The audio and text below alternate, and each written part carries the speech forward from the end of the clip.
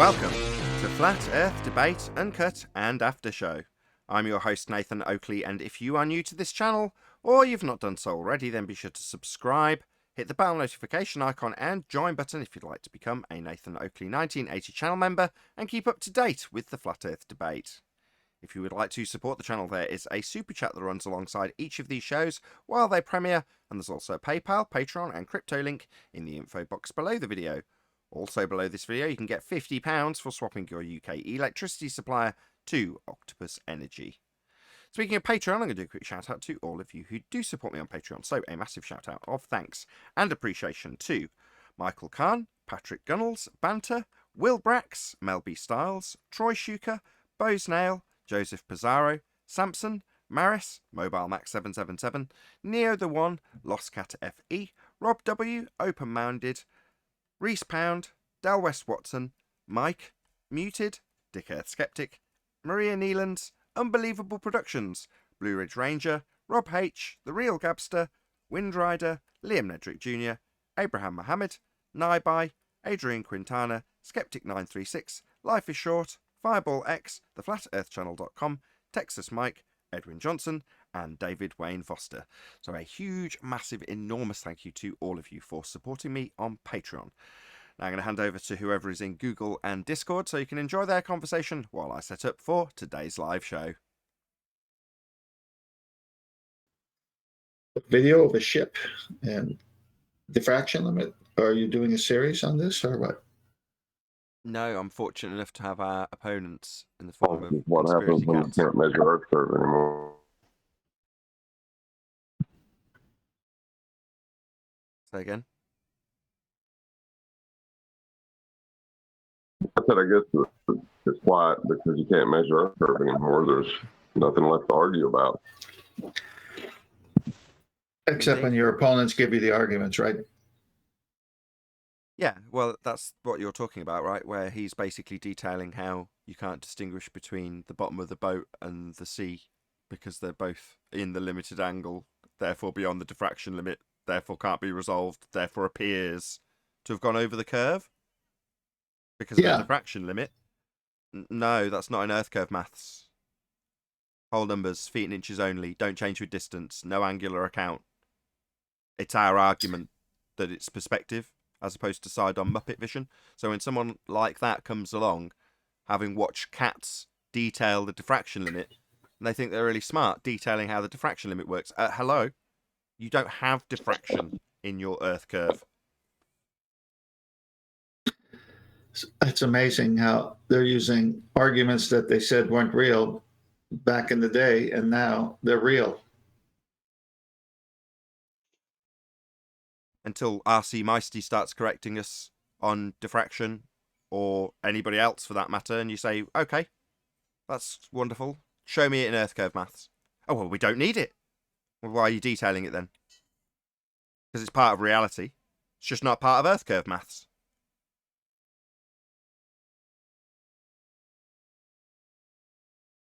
Yeah, interesting how they left it out conveniently. They didn't leave it out, they hijacked If only they it. could make that final. If they could make that final connection that Earth maths aren't reality, and that'd be good. You think it's that?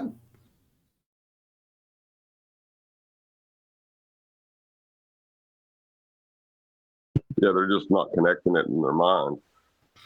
Yeah, but do you think that's what's preventing?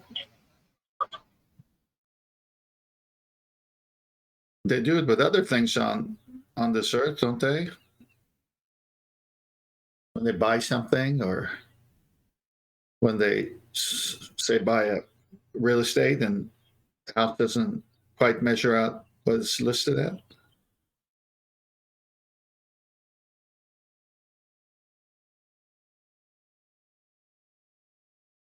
Nobody's answering you. I love it. I know. This box says there's 10 pieces. I only see 8.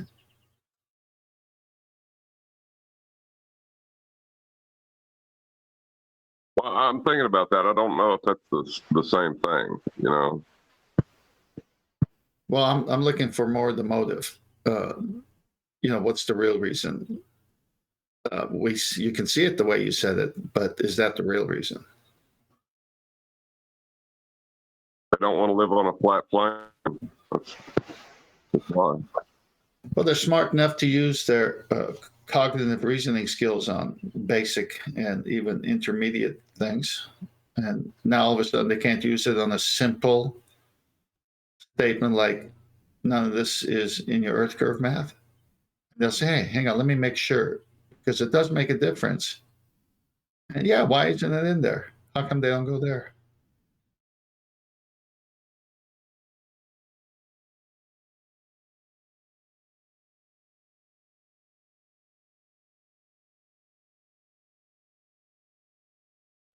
I love it.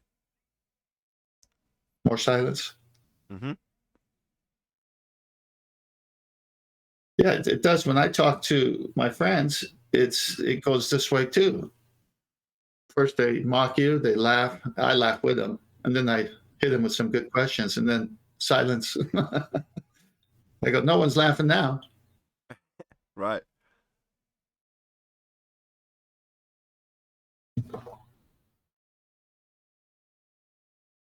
Yeah, it's a period where we can just wait for them to come to us with our arguments. And then we just ask them where our argument, which has previously been put to them and hand waved, is actually accounted for in their paradigm. Mm-hmm. And that everything that they have been taught concerning the reality of the earth is based on the begging the question, a supposition, an assumption. If this, then that. But they've never proven the if this.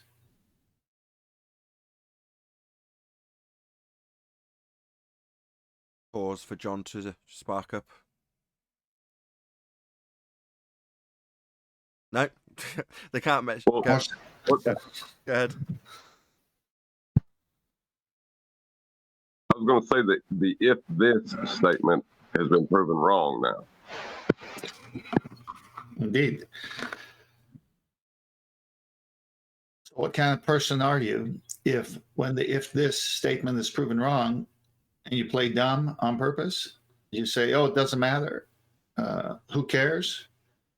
Hey, or do you say like we did, wait a minute. If they lied about that, what else are they lying about? When your friends at school told you Santa wasn't real, did you believe them or did you believe your parents? Well, let me see if I can go back to when I grew up in a different country, came here, Tooth Fairy, Santa, all these things. For some reason, I kind of knew all the time it was my parents. I don't know how, but I did.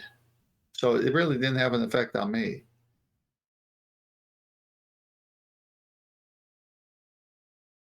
So Well, what they feel like is that you are a complete stranger with no authority to them, and their parent, the daddy government, is the one telling them it's a sphere. so there we go. So if we need the authority figure there, then you're looking at sheep. I'm just not built that way.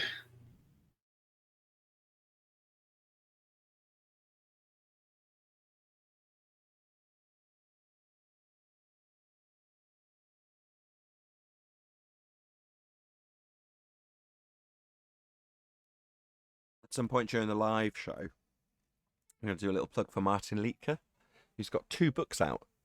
Now, I knew he had a book out. I didn't know he had 2 books out. Did you know that? No. I mean, I only know his name through your show. I think I've perused a video or 2, but not much for me. Yeah, he's been pushing it a lot lately.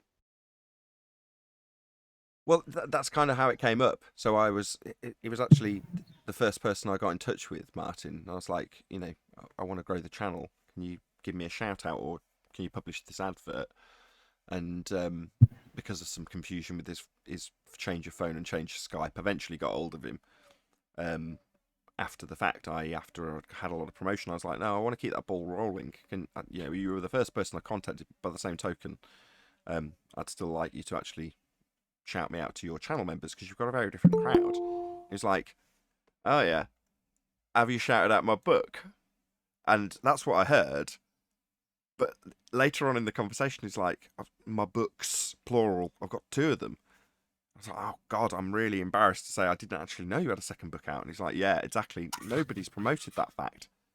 I was like, oh, I'm really sorry. Here's me asking you to promote me. And basically, you've done a lot of hard work that I've not even given a second thought to, not even promoted. See, it's just to show the covers of his books. Let's bring it up on this. It look pretty. You can't see this, guys, but I'll tell you what the titles are. So we got The Holy Grail and the Great Reset, and The Holy Grail of Our Flat Earth. So those are the 2 books that I'll be discussing with you on the live show. And as just so it's there now, I might as well stick a Amazon link so you can see that you can purchase it on Amazon. There it is. It's 20 quid. Anyway, so I'll be promoting that live show. I just wanted to preempt you now. Good look. Hey, Nathan, with the few minutes we have left, I'm going to send you some more pictures we can talk about, fill in the time. Okay, I'll just tell me when you get them. Bit prettier. Did you want to cover Come them? in. Did you want to cover them right now? Yeah, I can cover them right now. Just let me get to see what order you got them in, because sometimes they go in reverse order.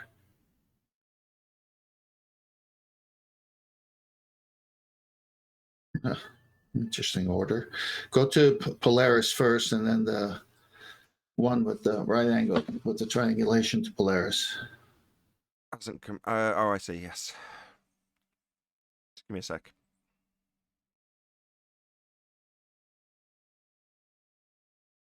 Go to Polaris first. Okay, got that up. Go ahead.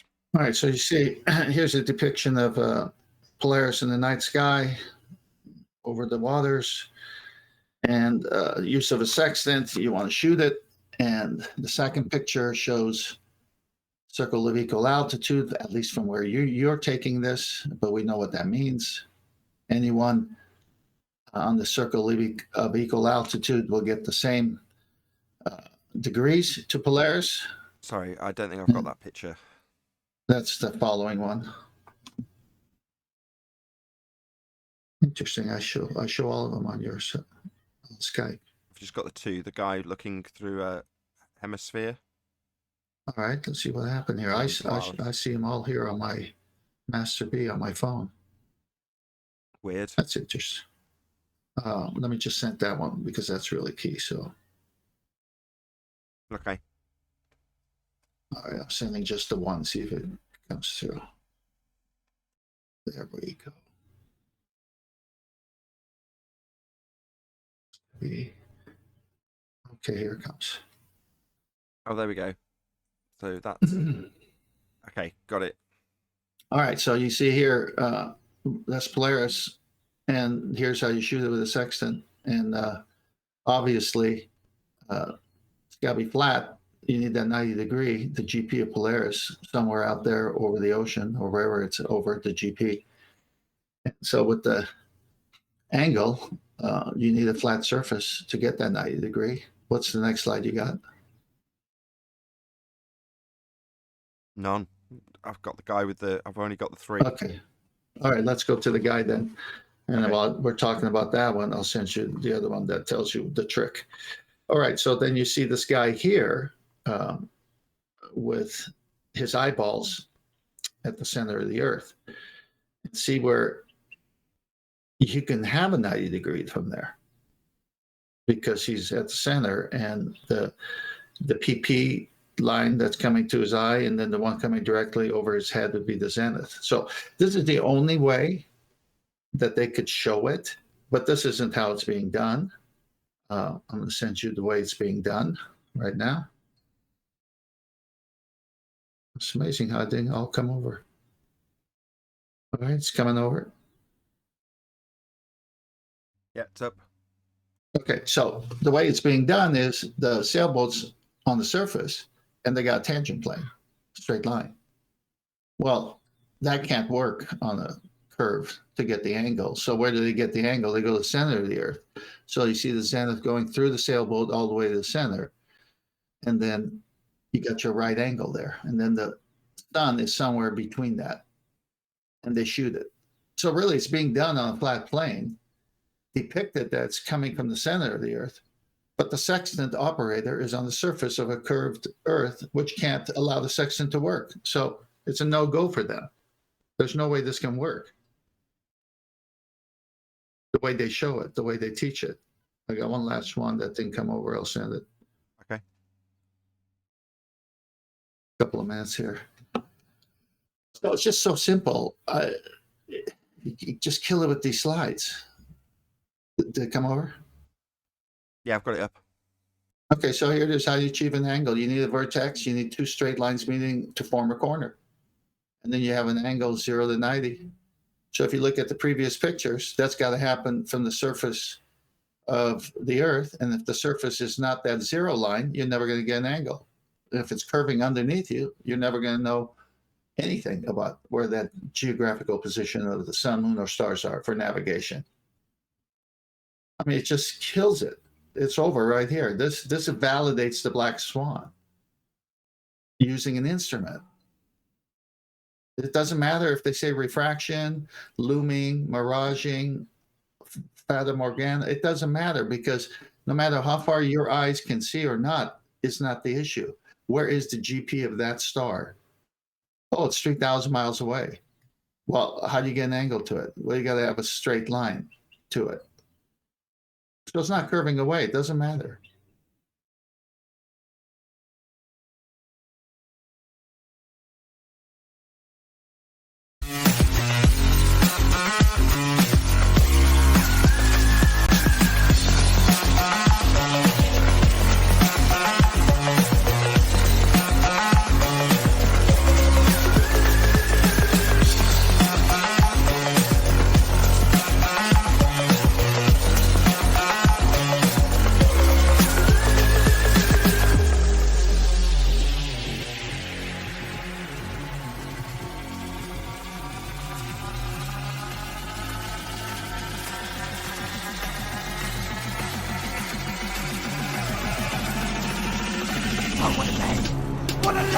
Welcome to Flat Earth Debate Live. I'm your host, Nathan Oakley, and if you are new to this channel, or you've not done so already, then be sure to subscribe, hit the bell notification icon and join button if you'd like to become a Nathan Oakley 1980 channel member and keep up to date with the Flat Earth Debate. If you would like to support the channel, there is a super chat that runs alongside each of these shows while they are live, and there's also a PayPal, Patreon and crypto link in the info box below the video. Also below this video, you can get £50 for swapping your UK electricity supplier to Octopus Energy. Most importantly, if you'd like to join the discussion, simply mute the page you are currently watching, then click the link in the info box below this video to join the panel and express your views on the nature of Earth. If you do join, please don't swear. If you do, you'll be ejected, and if you are, please don't try to rejoin the stream using sock accounts. You'll be warmly welcome back on the next stream. Please also share the show on social media. Sharing the show obviously increases the live audience, but this in turn increases the chances of a more diverse panel, so please share the show on Facebook and Twitter.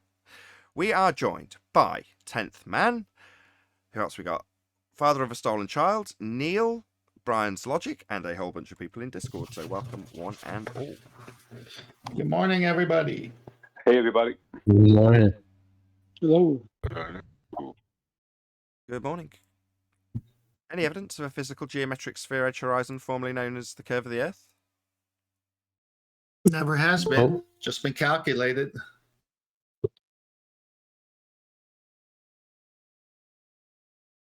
Any evidence of axial rotation of the Earth-based variety?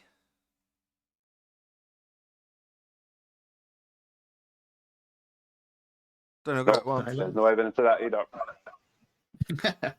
Doesn't Kiwi at present have a drone that he's a drone video that he had someone make for him that completely disproves their claim? Indeed. So the claim is that we have 15 degrees an hour deviation of anything that's not attached to the spinning Earth turning beneath it. That would be a Coriolis deviation, akin to their claim Earth turns beneath the stars. So they're not actually moving, it's us moving, it's a not actual deviation, it's not the stars moving, it's the effect of us moving beneath it. Coriolis effect. We're all reasonably familiar with it. Well, that effect would mean that if you were to take off from Earth's surface and film the stars, your drone would track with the stars as Earth turned beneath both the stars and the drone. And his footage shows quite the contrary. The stars still move even if the drone's hovering. But the gas moves in lockstep with the Earth. Then it's not drift. Then that's not Coriolis deviation at 15 degrees an hour if it's moving in lockstep in violation of several natural laws. So no, Arwin. But the stars are still there, and the Earth with the gas is turning underneath that. It's all relative. Baldwin, the claim is the Earth is turning, correct? Yes. And how would you prove that? By looking up and then seeing how we're turning underneath the stars. Great. So if you go up in the drone and take video footage and you're no longer on the Earth, what should happen? Then it should be rotating with the air, with the Earth, and showing how it's all rotating underneath the stars. No, that's completely the contradictory point that you've just made in terms of how you prove that we're spinning. So it's claimed we're turning beneath the stars. So we're turning beneath stuff. Okay, so we've got a non-inertial and inertial reference frame. Well, if we've got a non-inertial and inertial reference frame, we will observe Coriolis effect. We don't. End of argument.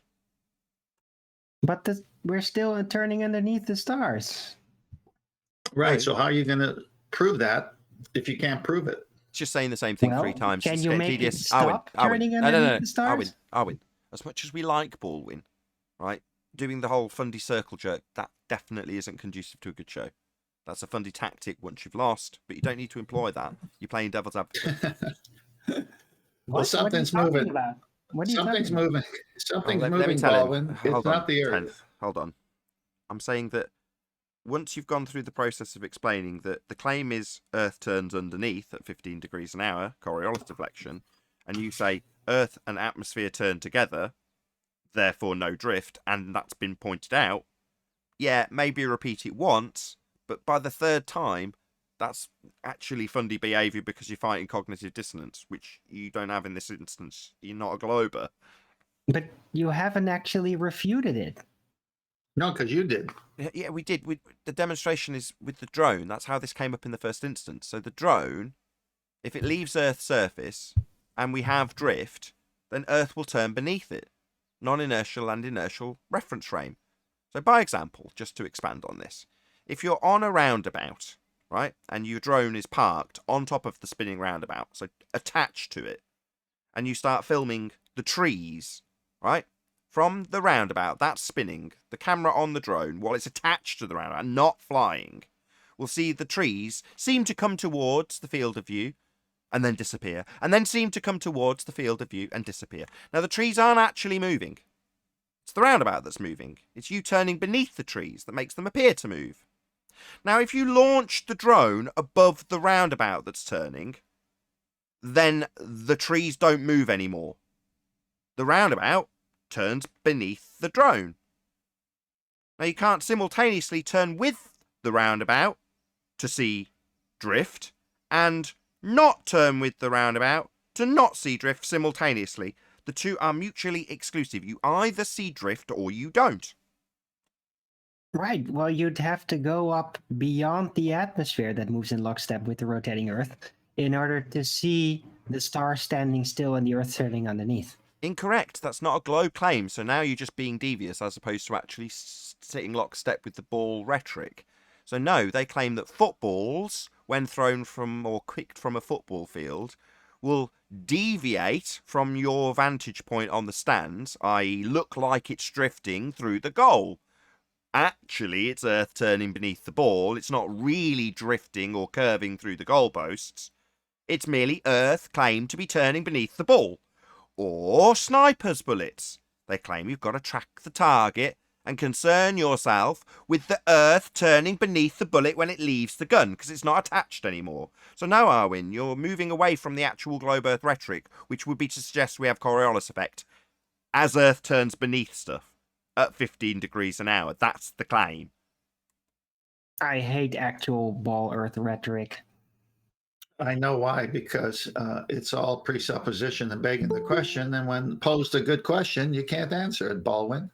It's just really annoying when they start making claims that are obviously not happening, right? When there's a so much better explanation. I don't know why these ball proponent people hang on to these archaic interpretations when it's obviously wrong and there's a better explanation for it, like the one I gave. You mean conceptual? What? No, not conceptual. Conceptual. No. Arwen's not saying conceptually, saying it'd be nice if we could observe drift in nature to actually prove their claim that we have drift in nature. But bloody hell, these globe claims.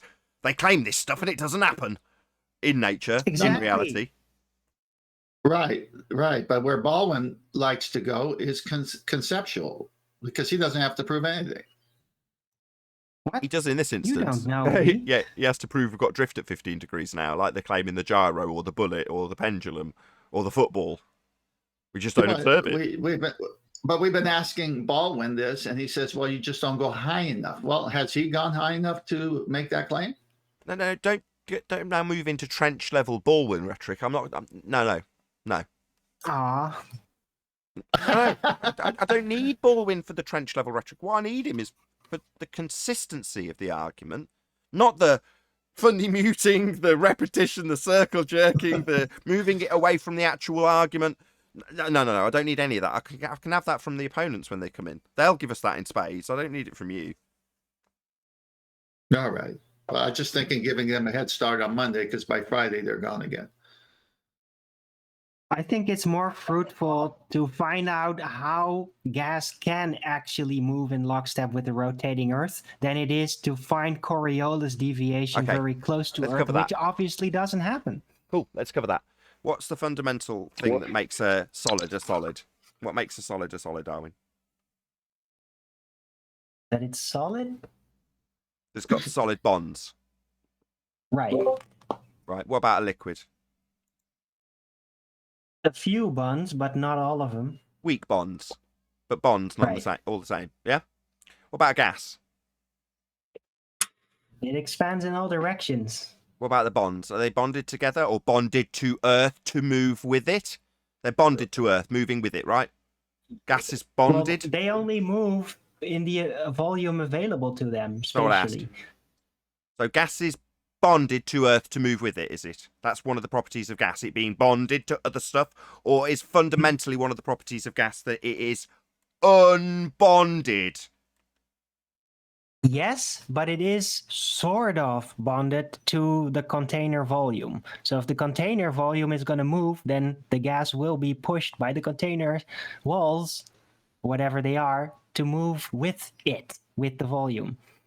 Again, unless you're going to move Baldwin's trench rhetoric into a contained heliocentric model, then you know, what are you proving by your juxtaposition between containment, which isn't what we're discussing?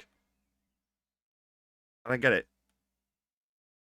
Well, there has to be containment, otherwise there wouldn't be any gas pressure, but that doesn't mean that there can't be open outer space. It's just the containment has to be achieved some other way, and I think that the bending of space-time is the solution for this. What the hell? Hey, What kind of crap is this? good morning, Chocolate. Good morning, guys. It's called the next level. Oh my god. I object to this whole line of questioning. Say again, whoever that was, father of a stolen child. Yeah, I'll stop now. I object because you can't measure a radial value to Earth, so you can't have access without that. Thank Jesus for the end to this discussion. Indeed. So if it's measured in radians, your axial rotation value is debunked by the black swan. You haven't got a radius value. Moving on. Any scientific evidence of gravity?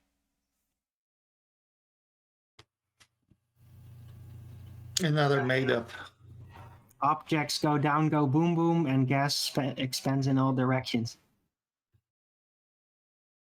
Okay. I don't know if you're wanting to intentionally play both sides of the fence, but you're getting very confusing, Arwin. Pick a side. What? Well, he differentiated between gas and objects, so I guess he's got that going for him. I don't know, but the last part with the gas moving omnidirectionally all directions, that kind of negates the whole gravity thing where things go down, go boom boom.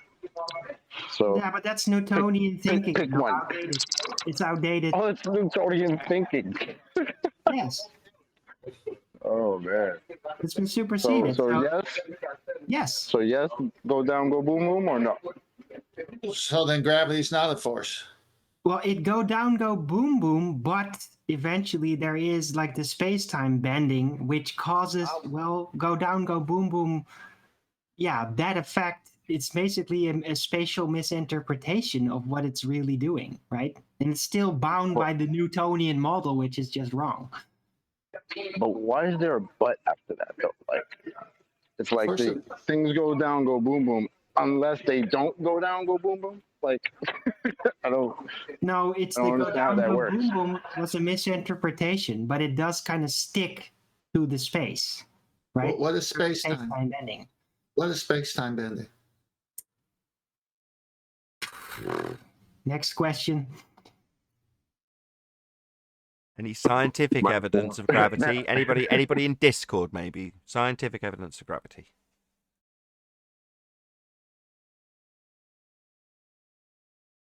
Tumbleweed sound effect. Clearly not. Okay.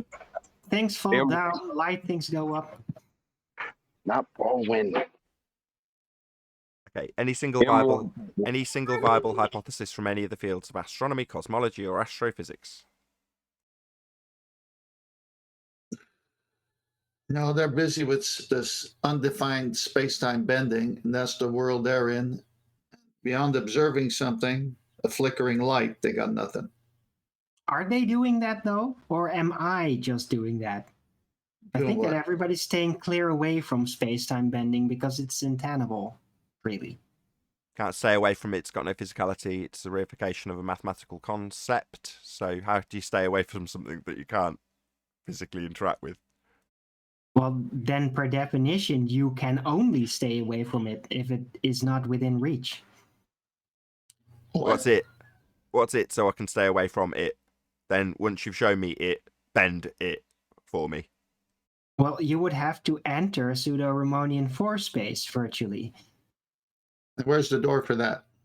There Do is you one. use a phone booth or a DeLorean for that? I think you'll find it's a wardrobe. Yeah, Nathan got it right. It's a wardrobe. The third choice. Damn it. Wardrobes are hard to find, though, these days. Although telephone booths are even rarer. Not police booth, so I don't know. Is the wardrobe a different time thing, or is that just a different like dimension thing?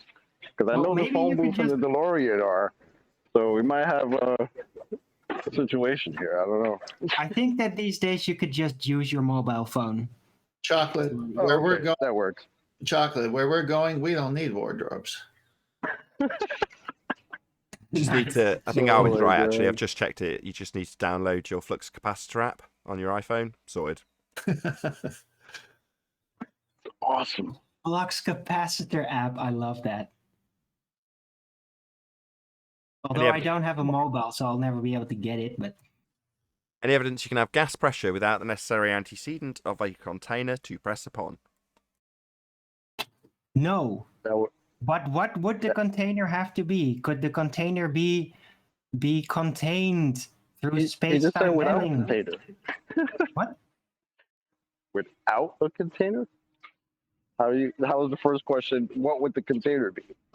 Well, maybe if space itself would be partially a containing element, then you wouldn't have to have a physical container to contain something. You could just have space be altered in some mysterious Yeah, way. when you say it like that, though, space is more of a space than a container. It's more of a space that the gas could occupy. Ironically called space. Nathan, are you denying that empty space could be a container somehow? No, empty space would be a place that gas could fill. You're being so difficult. Space could be just a very, very big container. Well, that's the problem, though, isn't it? Well, If space was a very big volume, then the gas we breathe would want to fill it. It's entropy increase. and somehow they have a Always. volume measurement for that. How did they get that again? With that extremely big number? Made it up. It's true because they made it up themselves. Gotcha. It's so true. They just made It's up worse. some load of stuff. But it's worse. The number they gave for the volume, it's only because you can't use an infinite volume in any calculation, right? That's impossible. So they just had to arbitrarily downsize it because, if it's supposed to be infinite, it's always going to be a downsize when you appoint a number. And they just appointed the number to be able to calculate something with it, right? Oh, sounds like But don't they say it's expanding? How is it already infinite? So Don't infinity is ask expanding. those questions. Oh, Silence. say- Chuck. logical. My I'm with bad. Owen. Silence, Chuck. Sorry. I'm with Owen. Don't overthink this. Copy that. Infinity back to can work. expand mathematically. Exactly. it Divide sounds by. like It just sounds give like credence to Owen. Christian Huygens. Hold on. You just give credence to what Owen's saying. That's right, Owen. Yeah, you divide by nothing. You get infinity. It's amazing. Sounds like it's a leftover from last week's argument about when Anthony came in and read some quotes about Christian Huygens and Kepler that you brought up, Nathan. So they have to assume everything in order to give it the dimensions they need for their R, which they assumed as well. That's a good segue. Any evidence of the distance to the sun? No. Well, first we have to establish a measure of unit of measurement, right? 1 They AU. use. In order to measure all these apparent distances. Right. AU. A. Yeah. But where to go from that point on, You need to make a few assumptions. You need to assume Earth's a sphere with a radius value of 3959. You need to assume that Venus, that light in the sky, is actually Earth's twin with the same radius value at 3959, so you can apply Kepler's third law of interplanetary motion to give you the scaling values and derive the distances. No, you have to start off by assuming the horizon is geometric. That has to be the first. I should have. assumption. Yeah, I stand corrected. You first have to have a Excuse physical me. assumption bias about the horizon being a tangent point capable of deriving the R value in the first instance, to then assume that that R value translates perfectly onto a light in the sky called Venus, otherwise known as Earth's twin. Everyone ever wondered why? Start that again. Ever wonder why they call it Earth's twin? Well, because they assume it's the same size as Earth. That's why. That's what gives you your scale in your 93 million mile sun. Did they ever measure? Excuse me. Did they ever confirm that it is the same size as presumed sizable Earth, though? What, the light in the sky? Did they ever send a satellite over there and actually measure the radius? What, through a Of second Venus law of to confirm thermodynamics whether it's the violation same sky size? vacuum? No, they didn't, Arwin. Because if they did, then they'd be sending something through a sky vacuum, wouldn't they? And we'd all be dead. Yeah, dude, if we can go to the moon, then we can also send a satellite to Venus to actually check if the radius is the same size as Earth. Come on. And if we can go to Narnia, we can all get really old and then come back as children afterwards. Yes. No, you can't go to a second law of thermodynamics violation sky vacuum, because if the sky was a vacuum, then the gas we breathe would fill that space. Entropy increase. Gas expands in all directions to fill the volume it has to fill. And if space was a volume, a space, then gas would have filled it. We'd all be dead. Ergo, the sky vacuum is not our reality. We don't have space above our head for gas to fill. It would have filled it. But if it wouldn't, then we could. If we didn't have the second law of thermodynamics describing how gas always fills the availability of volume that it has to fill, then we could potentially have a sky vacuum above our head if we didn't have that natural law, that law of nature, that description of something that occurs always. If that didn't occur always, then yeah, the sky vacuum would be possible. There you go. So now we can finally move on. Yeah, but it is real. We do definitely have a law of nature. The thermodynamics laws are definitely applicable. They are descriptions of things that occur always. So if the sky was a vacuum, the gas we breathe would fill the space. We'd all be dead. We'd have no gas to breathe. This picture on screen, this cartoon depicting a sun as a burning ball of gas, also in violation of natural law. Yeah, gas fills space. You don't have burning balls of gas in vacuums. See those clouds on the side of Earth? That's high pressure gas. And what's next to it? Oh, a massive amount of space that it's not filling in violation of natural law. Yeah, this whole picture is nonsense. Space is fake. Unless you have certain forces acting on the gases. Sorry. Forces acting on unbonded gases. Fill me in. Like gas does with space.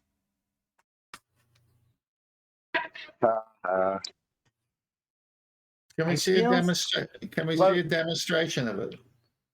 Dude, my point that I was trying to make sort of as Baldwin is that, okay, if they're still holding on to a claim of a moon landing, why didn't, from within that claim situation that they do, why didn't they actually go and send a satellite over to Venus to confirm whether their model foundation assumptions were correct? They can in the model. Owen, it's akin to you asking me, why didn't Edmund go back and rescue some more magical Turkish delight?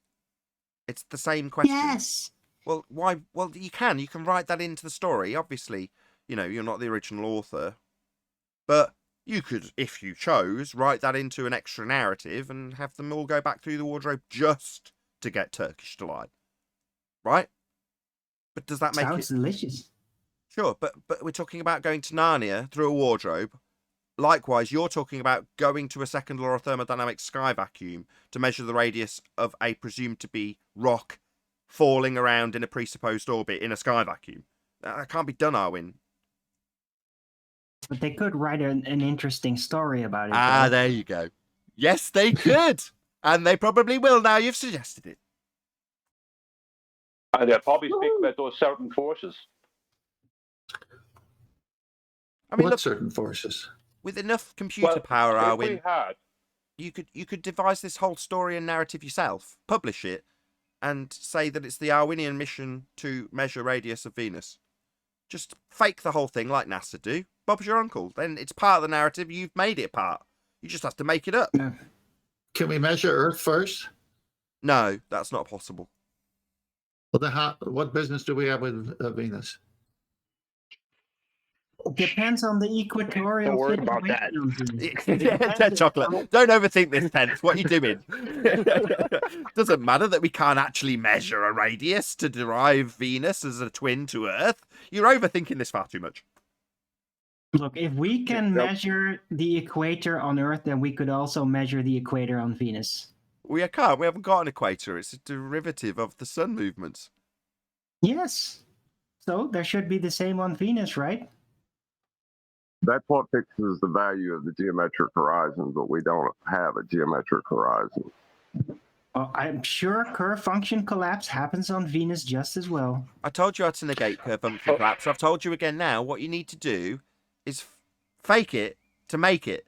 So if you want to create this part of the narrative, then to avoid curve function collapse, just so I'm talking the same shite you are, then you've got to create the reality around a situation that doesn't have any flat world, i.e. the reality we face. And then you can fake Earth in space, you can fake falling around in a presupposed orbit around a sphere Earth that can't be measured. You can do all that stuff with CGI. It's the only way to fly, man. Wait, John said that you don't have a geometric horizon? So what the hell were boats disappearing behind all these years? Oh, what was that again? Well, at a certain point, you reach and breach the diffraction limit, and you can't tell the difference between the sea, which is at a limited angle, and the bottom of the boat, which is also at a limited angle, they kind of look the same because they reach and breach a diffraction limit. And it looks like it's gone over Earth curve. It's looming. looks like- Also known as terrestrial refraction, also now No. known as curve function collapse. No, our base terrestrial refraction at 7/6 hours got nothing to do with this geometric physical sphere edge horizon that formerly blocked boats and buildings. Now we're being told, hashtag thanks cats, all about how the diffraction limit can limit your angle of view to the bottom of things, and you can't tell the difference between the limited angle to the bottom of the boat and the limited angle of the sea, because the deck's limiting your angle, causing a diffraction limit, and you can't tell the difference between the sea and the bottom of the boat, so you lose the bottom of the boat to diffraction. Hashtag thanks cats. Isn't that what we've been saying? Yeah, that's what I was gonna say. That sounds like our shit. It does sound just like our argument from about 3.5 years ago, doesn't it, Chocolate? Amazing that the ball-believing fundies are so stupid as to parrot back our argument, only for us to say, yeah, that's our defence when you tell us we don't need perspective, we've got Muppet Vision Earth curve maths, and feet and inches values that don't change with distance, and an assertion that when you reach and breach the diffraction limit, actually it's a physical geometric sphere edge horizon, formerly known as Earth curve, getting in the way at 1.22 times the square root of the observer's height in feet. Nah, definitely not. Nathan, wasn't this a twofer from the same guy? First he said you and your reference frames are ruined, which is their argument. No, you're getting confused with Simon Dan. So Simon Dan has obviously made the headlines recently in flat earth terms because, embarrassingly, he didn't know how to answer our question in regards to the second law of thermodynamics violation sky vacuum. So he put our question to a BBC correspondent astrophysicist. That's how troubling our questions were. And down to his embarrassment, he's then come up with some pop quiz maths questions to quiz us with, which aren't paradigm changing in the slightest, and definitely wouldn't be worthy of putting to a BBC correspondent. Now would they, Dan? But obviously you need some gotchas to discredit us personally, given that you're putting our questions to BBC astrophysicists. No, that's Dan 10th. Cats would be the guy who brought us joy like, without the balloon there can be no pressure. Gotcha. Yeah, I got them confused, but again, they're giving up what they have, and then the other one, cats, comes in with what we have. So they're using their argument on saying we have it, and then they take our argument and use it, and we say thank you very much. Indeed. I can't remember who it was exactly, but certainly Chocolate will be able to remind me. Somebody detailing why a demonstration of a little toy boat going out towards the horizon would have the bottom disappearing long before Earth curve would take effect. And it was detailed back to us how it was reaching and breaching a diffraction limit. Who was that, Chocolate? That was unorthodox. Priceless. Unorthodox. Yep. Same guy who came here in defense of the Black Swan told us, but you forgot about optics, Nathan. We were all like, yeah, thanks. That's our that's our argument, man. Good looking out. Yeah, 6 years we've been making that argument. It's amazing, isn't it? Right? Yeah.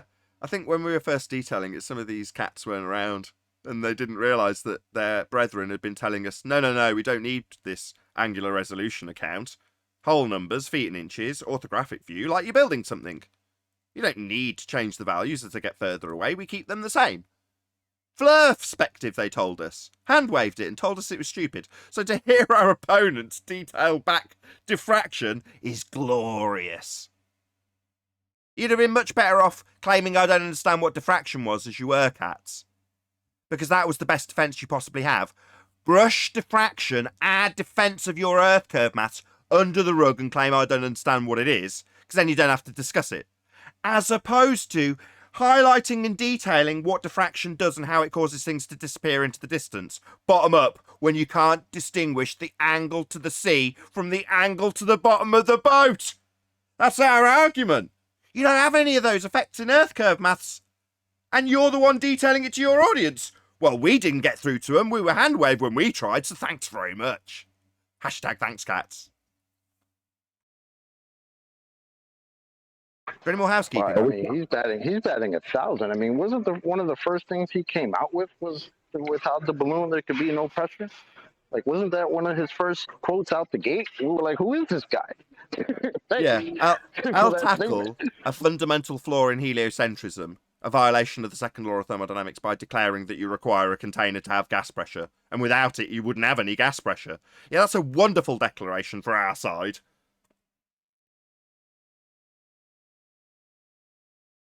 I mean, okay. Are they going with the tactic of if you can't beat them, join them? Certainly seems so. I don't get what's going on. No, what they've taken the tactic of is to detail how perspective works, show their audience how the diffraction limit works, and then say, but we don't need that in Earth curve maths. And then argue about how they don't need the thing they've just detailed to their audience. It's absolutely brilliant. Irrelevant. It's irrelevant. I'll give know, you a detailed explanation, and then afterwards, when you say, where's it in Earth curve maths, I'll say it's irrelevant. you know why they're here. Well, They're maybe the here. Earth curve math is irrelevant because it didn't take into account curve function collapse. It's free curve function collapse realization. Yeah, right. Anyway, they're here because they've accepted pseudoscience rather than real science.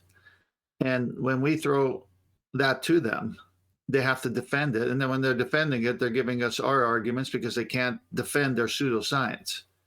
So they're just disingenuous because they're not in a position where they can be honest with their souls and say, you know what, maybe I have been lied to. Let's check it out. A quick shout out to Godzilla37 who says, why is this show still running? FFS. All these ballers in chat are so sure they can prove the globe. So why haven't any of them done it yet? Thank you very much indeed for the super chat. Really appreciate the support, Godzilla37. Well, not only that, Kent, but they're denying measurements now too. Yeah, go into that one, John, because if you're going to get that bad defending pseudoscience to where you deny actual measurements, well, what does that make you? A troll or something worse? Well, when you don't have any, what are you going to do? Right? You have no measurements to defend because you don't have measurements. So what do you have to do? You have to actually go against the measurements that exist because you don't have measurements. And what do they measure before they create this nonsensical model? They measure a flat plane, and then what? Throw some math in it, change it up. Well, of course they're gonna hate the actual measurements because what do they measure in the first place? Yeah, but the people I'm talking about haven't done anything. They just accept the narrative, as Nathan has shared before. You just put on a white lab coat and call something science. It's done. They can't question it anymore. And then these same people come up and say science doesn't prove things. I mean, they speak so many sides out of their mouth. It's ridiculous.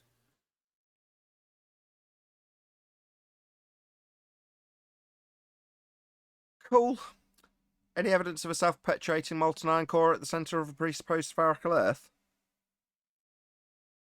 Again, with no R, so what the heck is that question all about? That would be a no from 10 then.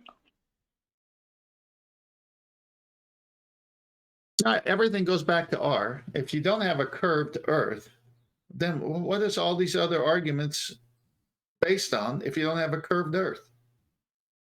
Right on. I think that concludes the housekeeping. Did anyone from Discord want to add anything?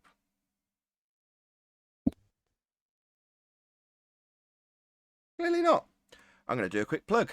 So, I was chatting with Martin, who's a good friend of mine. His channel is called both Martin Liedtke, and I believe his other channel is called Flat Earth British Think Tank. So those are his two channels. Subscribe today.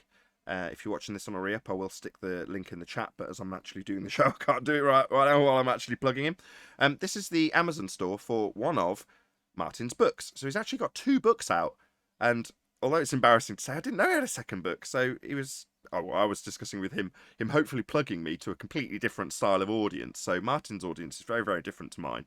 And I'd like to pilfer some of his audience. Why not? So I've asked him to shout me out. And while I was doing so, he very subtly, in Martin's way, pointed out that he's had nobody point out that he's got books out for sale. And that he's written 2 books. And you can go and buy them on Amazon for 20 quid a piece. So, yeah, I'm going to show you the covers and read out the titles for you so you can see Martin's good work. So this is Martin Liedtke's book, which is called The Holy Grail of the Greatest Reset. And that's the first book. And then his other book is called The Holy Grail of Our Flat Earth. Those are Martin's books. So check it out. Go and check out Martin Liedtke's channel as well. He covers the history hoax. He covers Antiquitech. Covers artifacts from our history, images from our history, and he has some very, very popular live streams. So Martin is, if I'm going to go out on a limb and say, one of the most popular people in this arena. He has up to 1,000 people watching him live. I kid you not. So part of the conversation, when I was like, can you shout me out? He's like, yeah, brother, when I've got 1,000 people watching next, I'll shout you out then. I was like, bloody hell, 1,000 people. I've got 120 people watching this show right now. Very grateful to you all. Thank you very much for tuning in, all of you. Very grateful to have you, I am. But yeah, so Be Here or Be Sphere. Check out Martin's book. And more power to you, Martin. You know, you're doing absolutely brilliant work, and I really enjoy watching your streams. And yeah, check him out today if you're watching the live stream, if you're watching this on the re-up. I've also asked Martin to trim this out because it's an advert for his book, so he can publish this on his channel. And it also kind of serves as an advert for me. So subscribe to me if you're watching this on Martin's channel. Nathan Oakley 1980 Flat Earth Debate runs daily live shows. Check them out. You can join. Links below. Be Here or Be Sphere, Nathan Oakley 1980 channel. But obviously check out Martin's book, as that's the main purpose of this particular plug. So there you go, Martin. Plugged your book. Now what we need is lots of love for Martin, and you all saying, yeah, Martin's ace, because he is. Mud Yeah, mate. flooders, unite.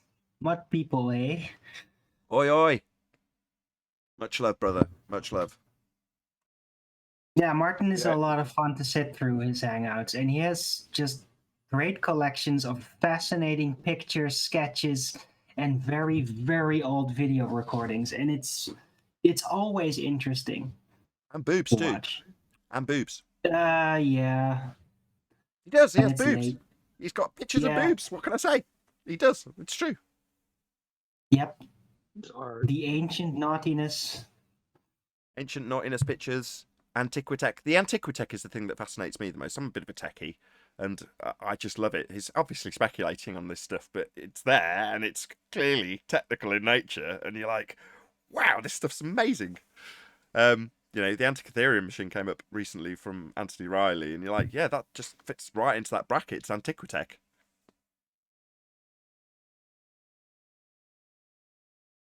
Yes, Nathan, I'm really interested too. Yeah, I'm glad I'm not alone. I would be hating to meet with stunned silence after saying something like that.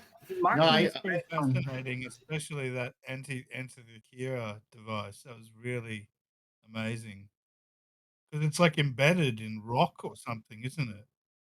Invented what? It was sort of like half embedded in rock, something really old. Hey, Metal gears, and it was completely petrified. Oh, we're talking about the Ethereum machine. Okay. Anybody here 10th man? Say again, Yeah, Ted. it's I ordered the books on it and watched many hours of videos on it. I'm just trying to figure out if they eventually came up with a is it a timepiece? Is it it's still they're still investigating it, but I found it very interesting to have a brass object of that time with all those gears and about the sun, the moon, and different planets, and they're trying to figure out if it was some kind of timepiece or obviously had to do with the stars and their movements. But that would mean the clock, the watch, was made earlier than later if it was a timepiece. It is a Well, timepiece. yeah, of course. It It, is a was timepiece. definitely a clock, and it's only logical that the original idea of gear-based clocks originally started out big, right? Because of metal production was very difficult in the early days. Now you can make very miniature things, so it eventually turned into mechanical watches over the centuries, millennia, perhaps. But I think it's just a very ancient clock system. Yes, I think that goes without saying, but it's geocentric. That's one of the things. It's not a heliocentric mechanism. Yes, Of course. it is geocentric. Of course. Shout out to Retro Bill, who says, enjoyed the day, everyone. You have 24 hours. Nice. That's funny. Lovely. That's brilliant. Somebody in the comments said to me about that, because although I'm putting it out there, and while I'm saying it on Bullbusters, you know, asking Adam to say it with "you have 24 hours," somebody in the comments pointed out, "Oh, I can't wait to use this meme. This will go down in infamy. This is brilliant. You have 24 hours." And I was like, yeah, of course. It's just another thing that's going to get stuck into the flat earth lexicon from Simon Dan. You have 24 hours. I had to stop myself from getting triggered and laughing at the same time because I saw the meme with him placing Jack Bauer, and I love 24, the show. So when I saw, I was like, "Oh my god, freaking Simon does Jack Bauer!" Driving me nuts. But that was awesome, though. Speaking of that, Isn't it funny that these people come up with every load of nonsense possible, as opposed to just addressing the claim, right? Anything but address the claim with some evidence. Anything but that. It takes discipline, Brian. Yeah, I know you know. I know you know. There's no one more of a baller than Baldwin. You are like ball king. You know, that kind of way. Indeed. But Brian, this goes back. I tried. Go on. No, I was going to say, Brian, this goes back to what we talked about earlier. When confronted with pseudoscience, when all the time you thought it was real science, what does a person do? Look what we did. Look what they're not doing. That talks about their character or the lack thereof. But I don't even think we need to even speak about science and pseudoscience. We just need to speak, you just have to live in reality. And that then their claims don't hold true. You know what I mean? It's just reality. The reality is, well, we look into what they did. This is not holding true with reality. So that's it. You know what I mean? We just have to, someone doesn't have to know everything that there is to know about what science and pseudoscience is. They just have to know reality. You know, well, even there, Brian, it stands to reason. If you don't use pseudoscience and real science, and in your case, you're just saying, well, is the Earth obviously observably flat and motionless? And they'll say, yeah. Well, there's your reality. And then what? It's the same issue. Do they have a desire to find out why the narrative is that we live on a curved surface, spinning and outer space and all these things? Or do they just say, who cares? Well, I find a solution. But the thing about it is, right, when you live in, because the thing about when you say science, when we say science and pseudoscience, or when someone says that, it's like not everything is within that bracket. Something is not science or pseudoscience. It's just a claim. You know, that kind of way. Like just going back on because what I was kind of hinting at there a few minutes ago, the whole Simon Dan thing, where like there's a lot of he's sending out these stupid calculations or stupid maths questions to people instead of addressing claims. Right, address your claims, address your globe claims. He's not doing that. He's asking Nathan, how many apples is there if there's the bloody blah? Like you're asking, and then if we only have 4 apples, what's the answer? You know, it's rubbish. That's not absolute rubbish. Yeah, he asked me what the period was of a 5 hertz wave. Yeah, but it doesn't matter what he asked. It's just nonsense. I don't care what he asked. I don't care if I have it wrong. I intend on not caring.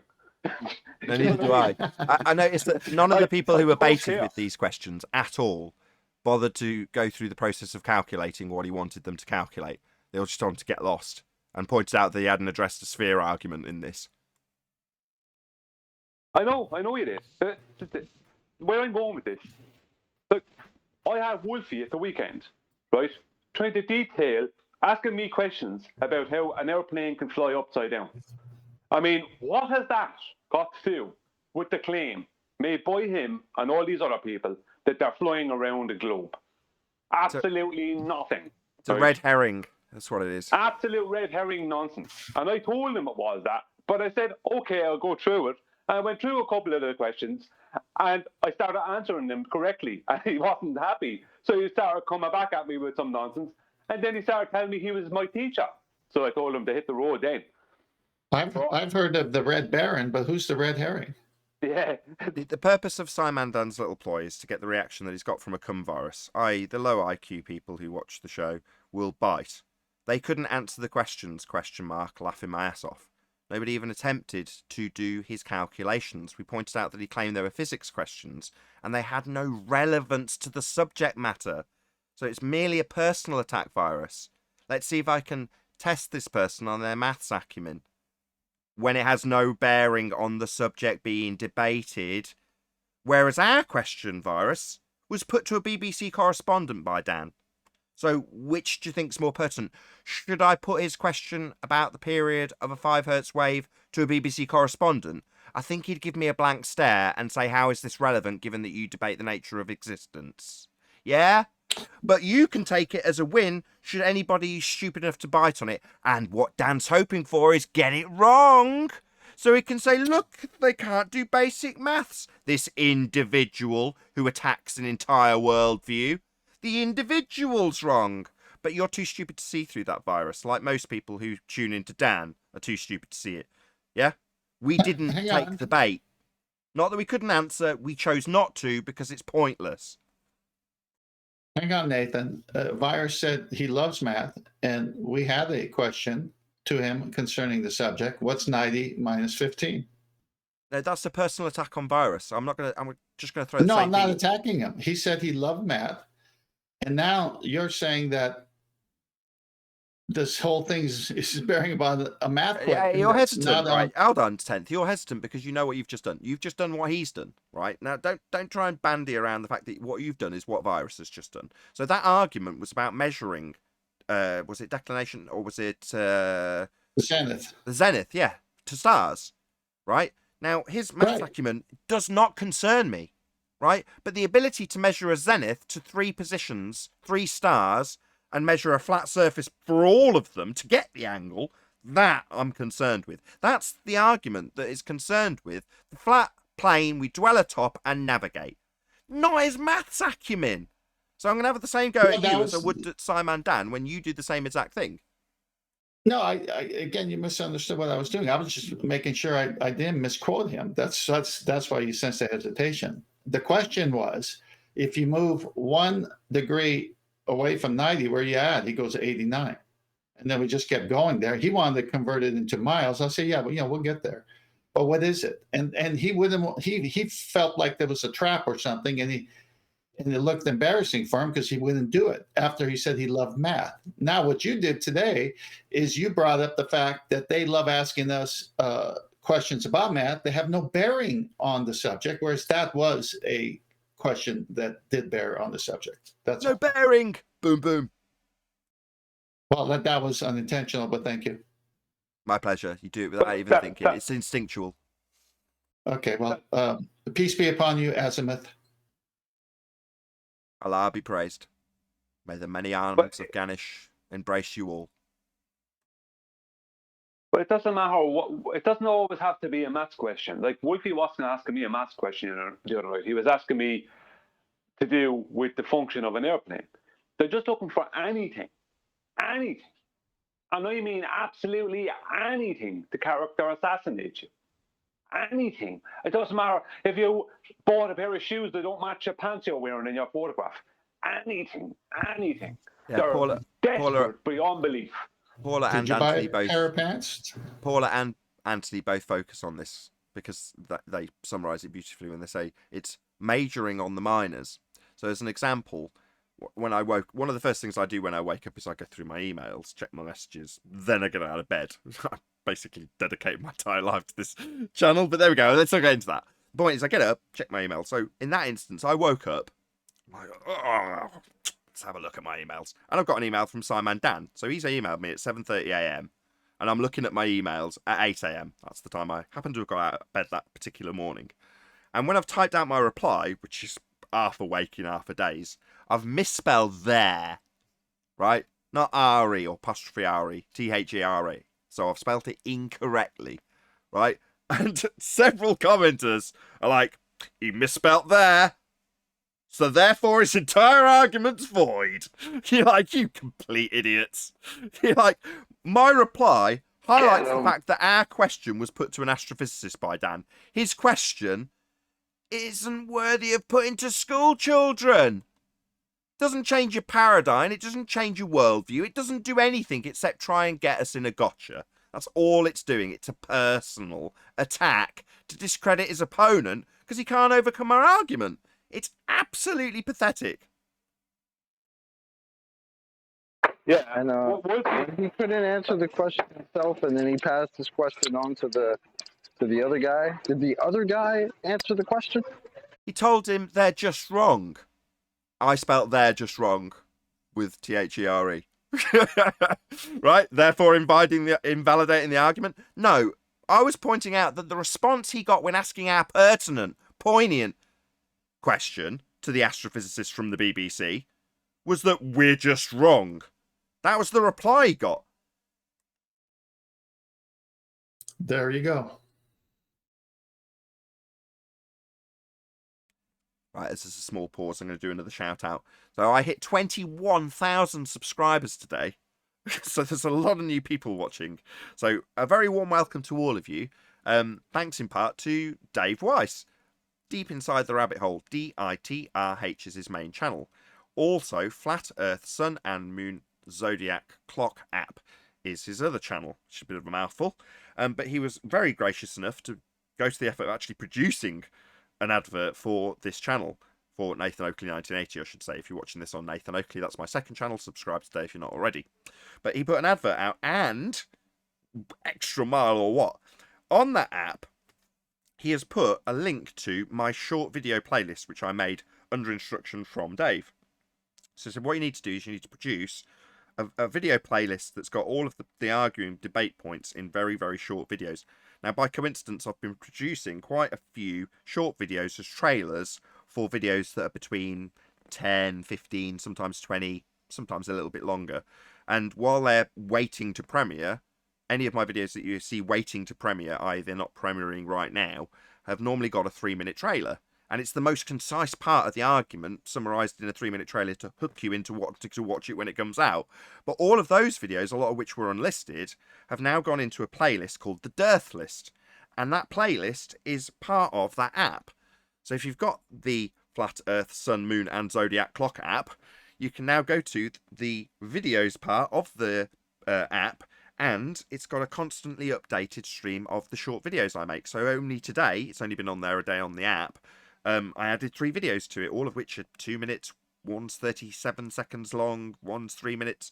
So they're really short, concise videos, and really easily accessible on the, let's get it right because it's a full-on mouthful, Flat Earth, Sun, Moon and Zodiac Clock app.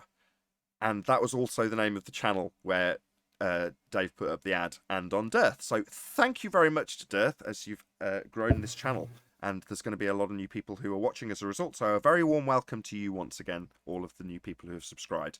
And I'm going to take this opportunity to shout out everybody else who did shout-outs for me, which is Paula, Spurs Chemo, Flatzoid, Mark Sargent, Russian Vids, who have I missed? I've missed someone important. Ben.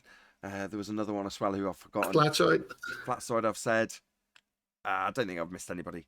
There we go. So all of those people have recently done ads for me, and hopefully I'll trim out that ad for for Martin Liedtke's book. Check it out on Amazon.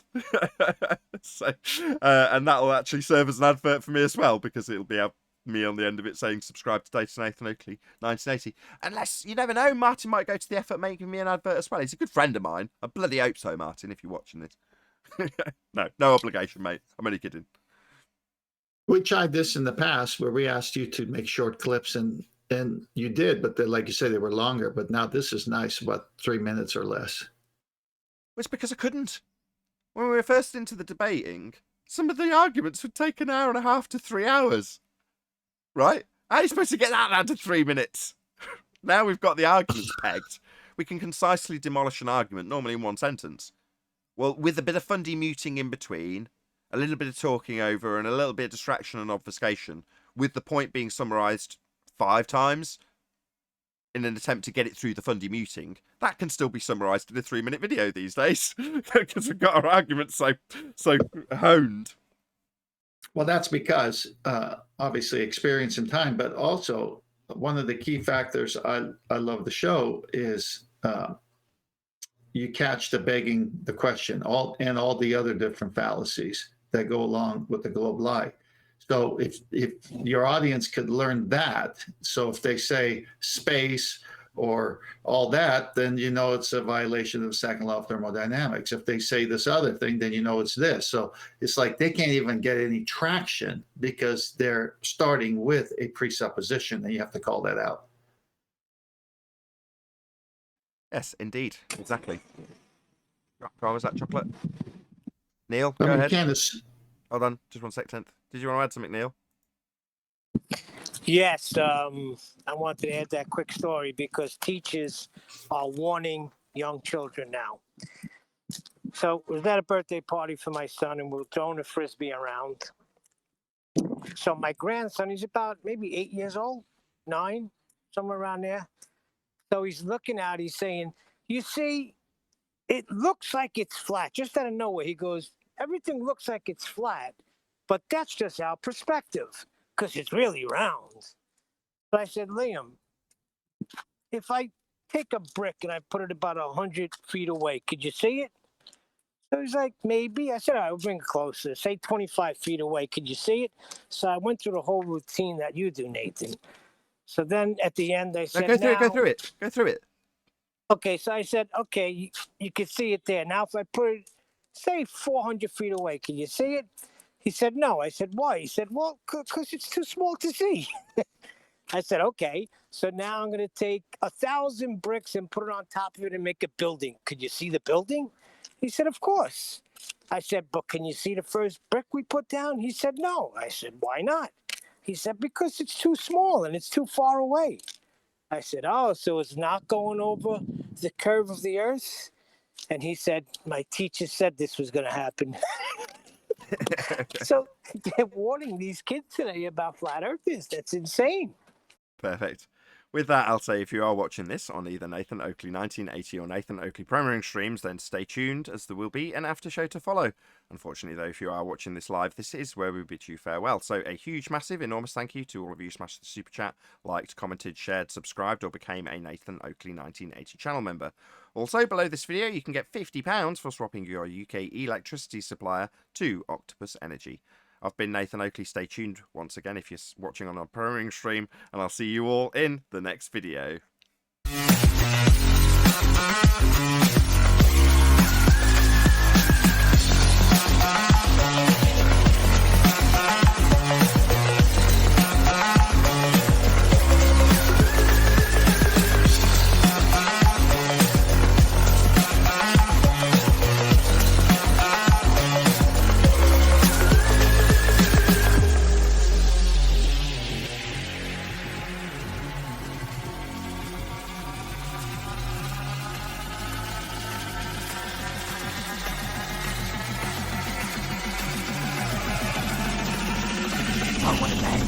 What a lovely day! But then my son says to me, yeah, but Dad, why would they tell us something like that? Why wouldn't they just tell us what it is? oh, So it's like you're getting it, from Two it's so entrenched. Why would they lie? Oh, Yeah. damn you, Chocolate. I said there's a song called Why Would They Lie? I said, what's the difference? They lie, and I think it's so they can hide the creator. They can hide God.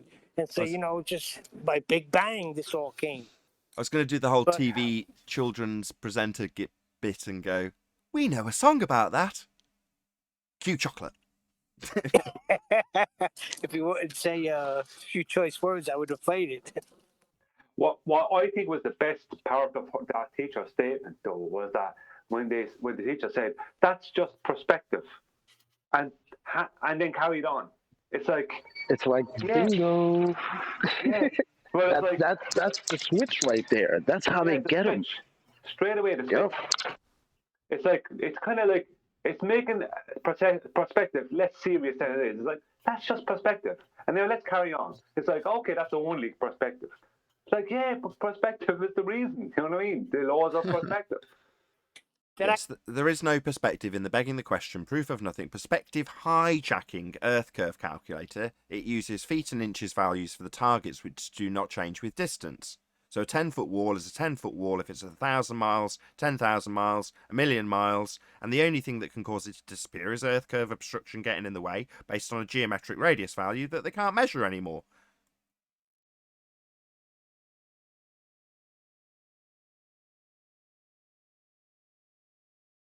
But this is progress, believe it or not. It actually is progress, because when they go into that level of literally telling children that something disappearing in the distance or also it appearing flat is only perspective, it's like, it's kind of a assassinating perspective, but those children over time will eventually kind of go, hang on a second. Do you know what I mean? The arguments for flat Earth are better. So No, Brian, the new Not curriculum now is that the teachers are warning them and saying they're going to come and say this, but it's not. It's round. Because that was his final answer. Yeah, that's all. It all sounds good, but it's still round. So the final answer is it's round. Yeah, but science. So are they telling them that you're going to run into these people that are going to make certain arguments, and these arguments are going to make sense, but at the end of the day, you just have to negate that because it's just round. Correct. That's what it sounds like. That's what it sounds like they're doing now. That's Exactly. pretty funny. That's what I said. And I explained to him, I said, there's no science behind it. This is all just really nonsense. It sounds like we're over the target. I mean, I'm seeing more of it on different subscriptions that I'm on. It's like Flat Earth is really catching on, growing, and now they have to come and say the things we use as arguments, as Brian said, and make it like, you know, it's just perspective. Of course, that kills it, but they, you know, make it less than what it is. Yeah, belittle it. Yeah, belittling it. I mean, isn't that what the ballers have done already? Your reference frames have been ruined. What reference frames? There was a guy here. I don't know the guy. I have only seen a photograph of him. He's like a lecturer. He's like an astrophysics guy or something. He's a lecturer in a local college. We have like kind of half a college, half a university. It's not really a university. And he went around about a year and a half ago there to some primary schools around where we live, telling the kids to stay away from flat Earth and different things like that. Now, I haven't been in contact with the guy. I intend on addressing him, but I didn't want to address him there and then. But he went around basically straight to primary schools and started telling children about space and all the rest of it, and how flat earthers are wrong and blah, blah, blah. That's a year and a half ago. And this is a small place in a small country. So I'm not surprised. Why not teach them the finer debate points of how to destroy our arguments, or just the 8 housekeeping questions? Why stay away? Why don't you? Because they don't have any, Ted. You guys remember when I posted when I shared the school lesson? Yes. From the little girl, right? Yeah. And it said literally in the statement was, look out your window. What do you see? Is it flat or round? If you look out your window, you will see land for a distance that is flat. Maybe you might see a hill or mountain. You could probably make your own mind of what you see. What you don't see is anything round like a globe. So how were globes invented? I remember that. I mean, this is what they're putting into these kids, man. Seems like they're leaving. Look at seems Andrew like they're Thomas, leaving a bit of wiggle room, though. They're leaving a little bit of weasel room, so that at a later date, should any kid go, how has it been invented, or how is it derived from what we see as flat? At least they're left with some weasel room to say, well, no, that's implied in the question. Yeah, exactly. Look at Andrew Thomas. But the best part, remember the best part, though, that the next say, I can post it to you if you want to show it to the audience, but remember the following paragraph was, well, more than 2,000 years ago, the Greeks used observation skills. They even underlined observation skills, where in the previous paragraph, you will never see anything like a globe. But next paragraph, the Greeks used observation skills and math to figure out the shape of our planet. They invented globes. But it took hundreds of more years before most people believed that the Earth was round. Look at Ridiculous. Andrew Thomas Young in the statement we always read on refraction. He says all the refraction calculations were done on the flat plane. Now, how did he get his refraction numbers? On the flat plane. And then period, he says, but we know the Earth isn't flat. Well, it's like, wait a minute. Sounds very similar, huh? Yeah, I mean, it's like, wait a minute. Sounds like the adult version of what I just read for the kids. Yeah, but I mean, but the way they put those words together, and because he's some bigwig in that field, people miss what he's actually saying. He's saying that he could never. Let me put in the way I see it. I could never give you refraction calculations from a globe, ever. That's what he's saying. Basically. But moreover, if you want to believe you're on a globe, refer to page 37, where we'll tell you all about how we can bend these light effects and transition those descriptions into something called terrestrial refraction that uses R and has absolutely sod all to do with anything I've described that was measured on flat plane. Yes. And he does say that. He say for the conversions, you have to go somewhere else. But everything I got came from a flat plane. And then to juxtapose that with the kiddies, what do they tell them? Don't believe it. Try this. Take an orange, carefully remove the peel. Once you removed it all, lay the peel on a flat surface and smooth it out. Now look at the orange it covered. See how the flat peel is a different shape than the orange itself? Wow. See how the flat land we're standing on that looks flat, measures flat, and people fly over it flat, and that's not rotating underneath anything?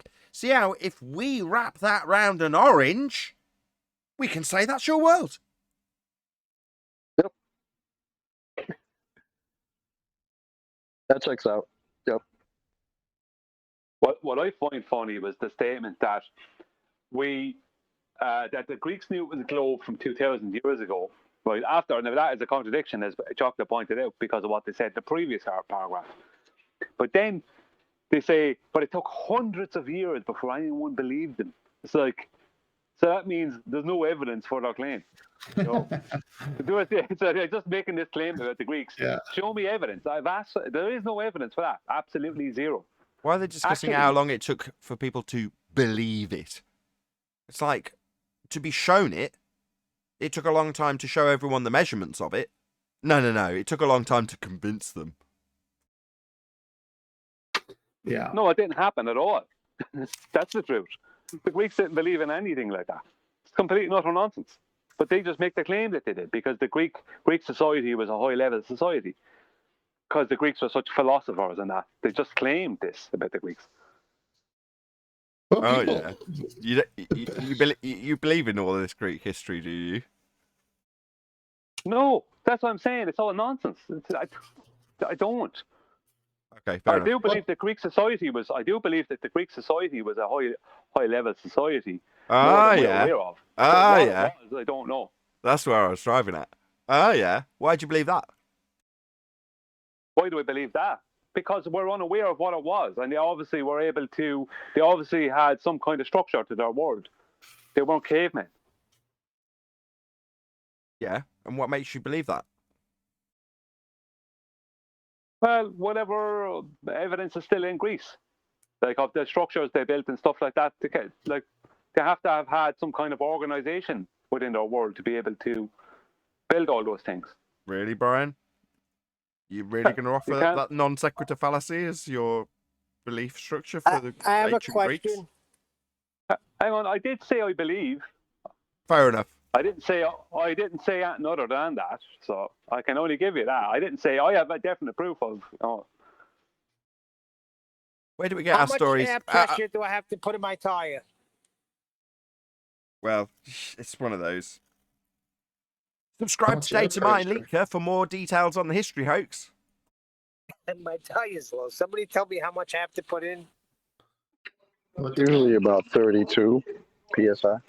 Gotcha. But that depends on your tire, though. Yeah. Look at the tire; it should be on the tire, brother. Okay. If you plug the compressor in at the forecourt and it says 0, what you do is you just disconnect the tube and the air pressure around it will just naturally fill it up.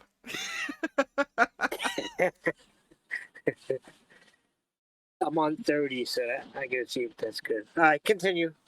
All right. Well, at least your tire has a radial value. Does. Now, I just want to finish off with what I was saying a moment ago, right? Before the whole Greek thing came into it. Well, it started off with the Greek claims. The claims that the Greeks did this and believed that and whatever, about the globe. I looked recently back in 2016, I looked for the first ever globe, right? And I was shown this kind of stitched together brown leather thing, and that was claimed to be from 1492.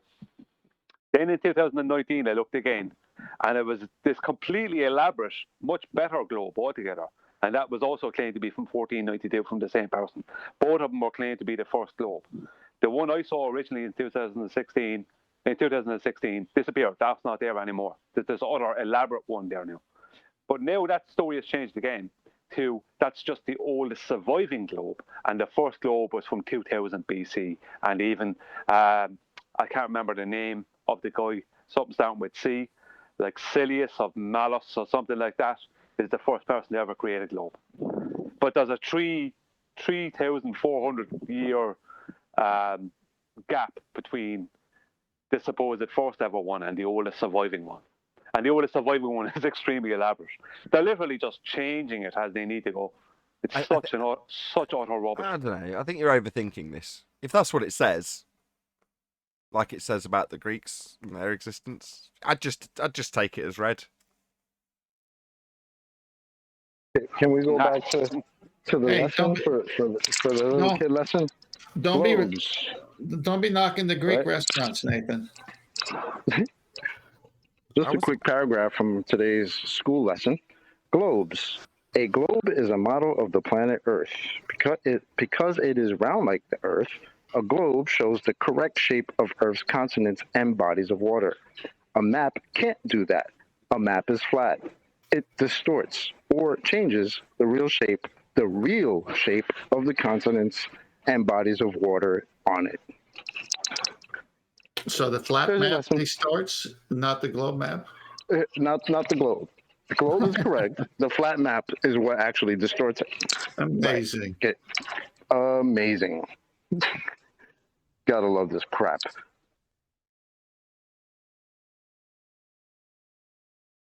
I've got nothing against the Greeks. 26% Greek.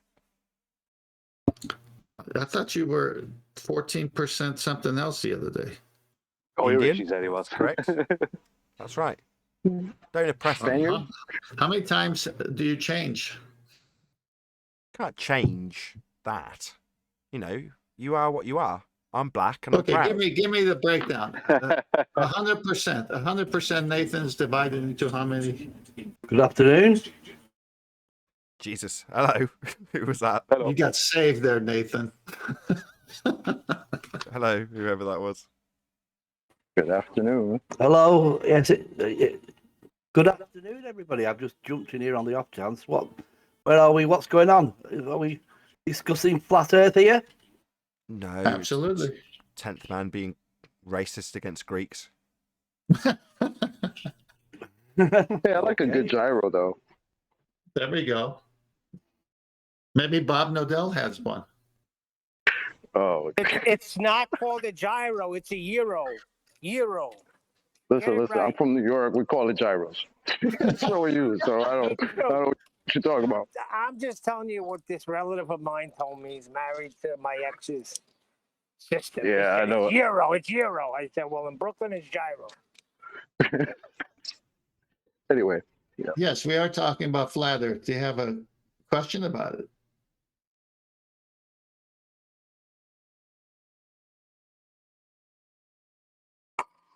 That's a deep question.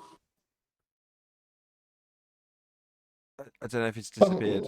Well, we haven't had a guest for a while. They get embarrassed when they come here. They sound stupid even to themselves on the playback, and that's why they're not coming anymore, because they can't defend their globe.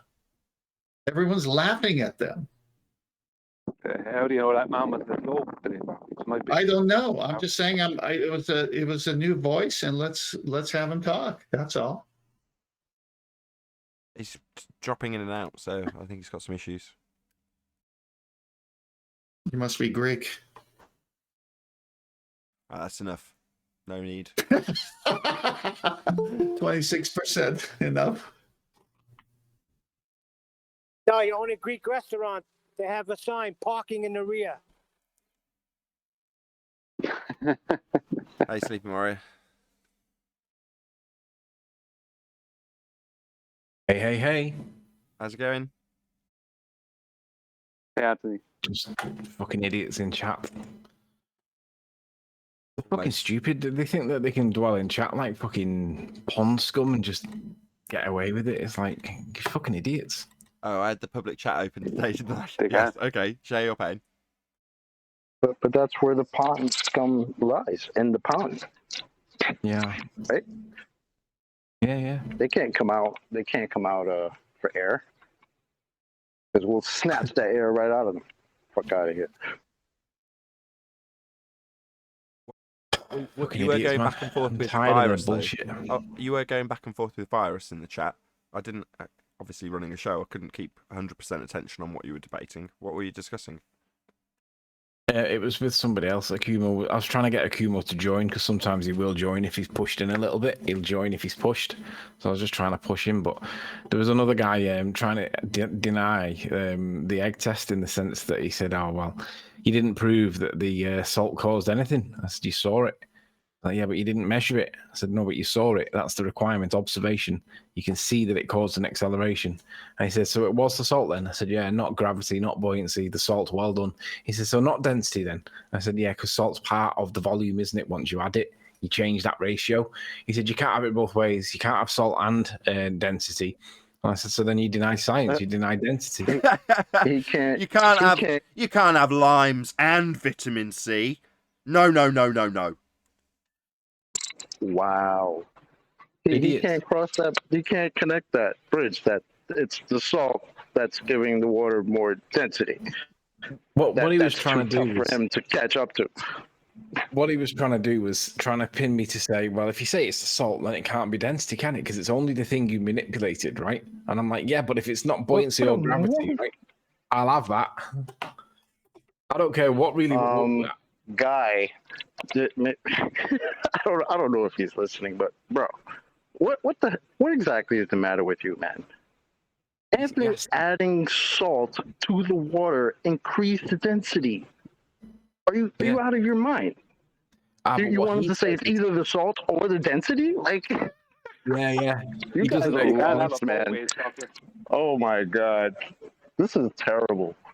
It is terrible. What a sad state of affairs you guys are in. Denying absolute reality. Like I said, people are laughing at them. People are laughing at them, not at us. It's changed. Yep. Come in here with that crap, please. Please. Come and tell us, it's either the salt or the density. Oh, this is too fun.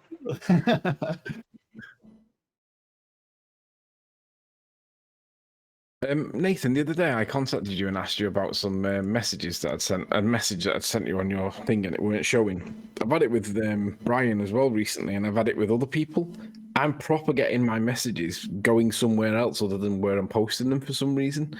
I don't know if it's a lag thing caused by YouTube, but has anybody else noticed that messages that they're posting on videos are not getting through? Yes. Furthermore, it happens on my own videos.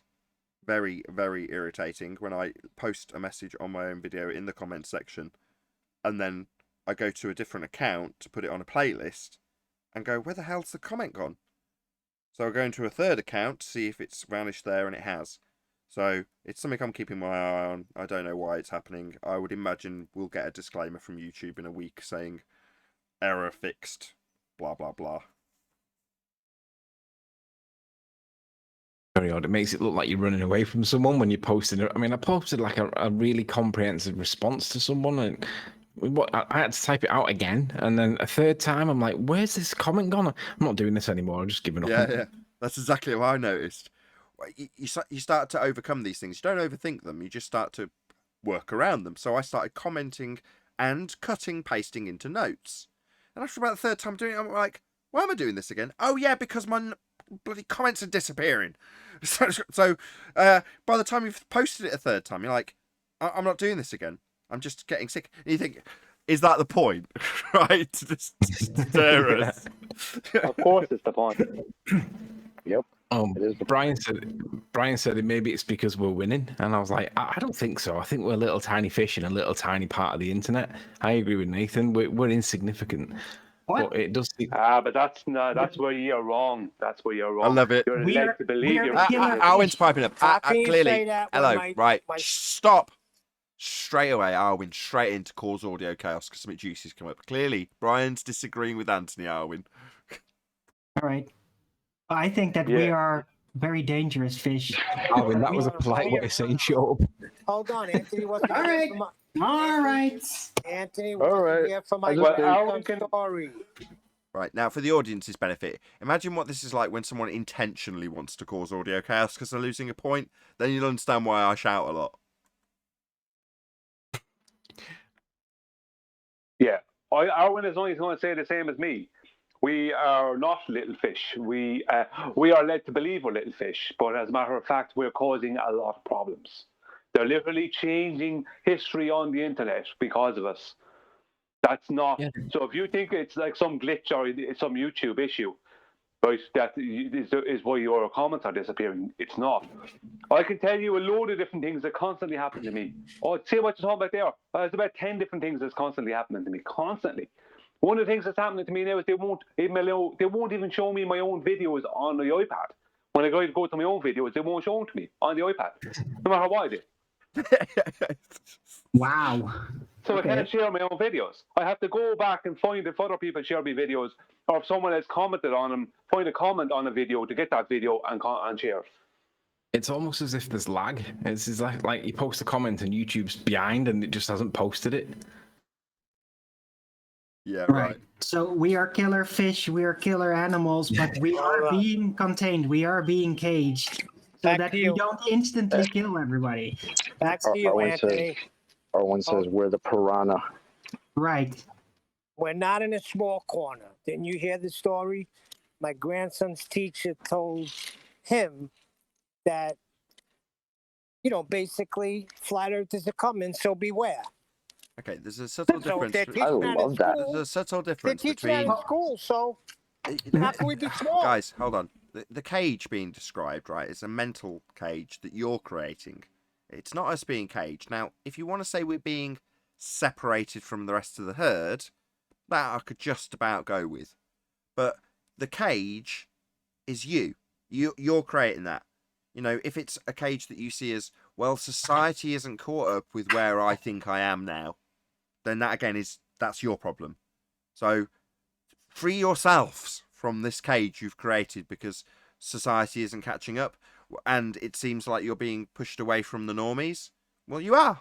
They openly disclose that they are literally doing that. Now you can either accept it and enjoy life or see it as a cage. Why would they put underneath your videos, this is an archaic belief?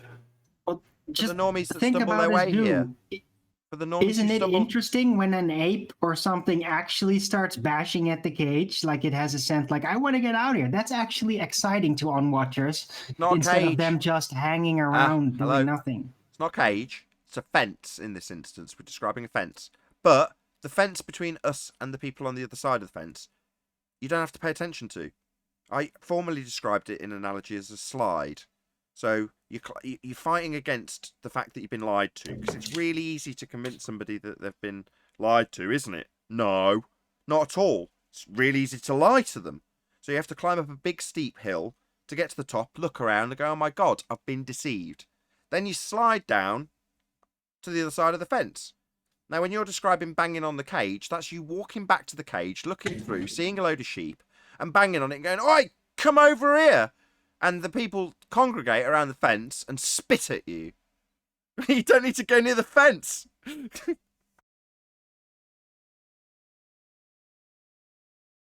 And your point? Speaking of fences, oh my God.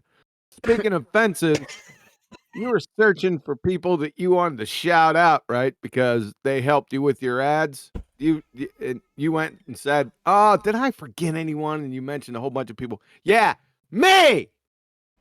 Who are you again? The cut, John.